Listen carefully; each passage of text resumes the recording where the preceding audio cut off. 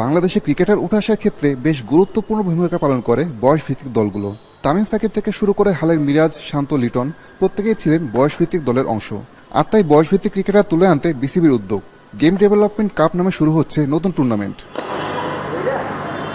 প্রাথমিকভাবে 3টি বয়সভিত্তিক দল নিয়ে শুরু হচ্ছে এই কাপ। বৃহস্পতিবার মিরপুরের সংবাদ সম্মেলনে জিডি কাপের লক্ষ্য ও উদ্দেশ্য তুলে ধরেন বিসিবি সভাপতি তামিম ইকবাল। আন্ডার 17 যখন আন্ডার 23 সাথে খেলবে, I completely agri and understand যেটা ইট উইল বি চ্যালেঞ্জিং। এই বয়সে যদি ওদেরকে ওই চ্যালেঞ্জটা না থ্রো করা যায়, সো আমরা অ্যাজ ক্রিকেট বোর্ড সিলেক্টার্স আমরা তো এই জিনিসটা বোঝার কোনো ওয়েই নাই যে এখান থেকে কি কোনো স্পেশাল ক্রিকেটার আছে কি নেই। আমি ভরসা রাখি হিরন স্মার্ট ওয়াটার পিউরিফায়ারে।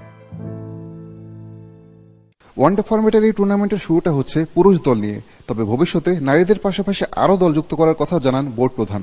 আর এটা জাস্ট এই সিজনের জন্যই না, তো দ্যাট এটা এভরি ইয়ারের ক্যালেন্ডারে যেরকম থাকে সিমিলার কোনো কিছু প্রবলি এই সিজন যদি না হয় আমরা নেক্সট ইয়ার অনওয়ার্ডস থেকে ওমেন্সের জন্য ইন্ট্রোডিউস করব। সো দেখার জন্য যে কি কে অবস্থায় কি কোন জায়গায় আছে। আগামী 28 আগস্ট মিরপুরে শুরু হবে গেম ডেভেলপমেন্ট কাপের প্রথম আসর। স্বল্প সময়ের প্রস্তুতি ও প্রথম আসর হিসেবে যে কোনো ভুল ত্রুটি থাকার সম্ভাবনা উড়িয়ে দেন তামিম ইকবাল। তবে ধারাবাহিক উন্নতির প্রতিশ্রুতি তার কণ্ঠে। এই টুর্নামেন্টটা যখন করব আমরা চেষ্টা করব যে যত সুন্দরভাবে যত ভালোভাবে অ্যারেঞ্জ করা যায় ওভাবে করব, কিন্তু ভুল হইতেই পারে। বাট ভুলের কথা চিন্তা করে কোনো কিছু করব না, আমি ওই ধরনের মেন্টালিটির না। যদি ভুল হয়ে থাকে আমরা নেক্সট ইয়ার ওটাকে আরো বেটার করব।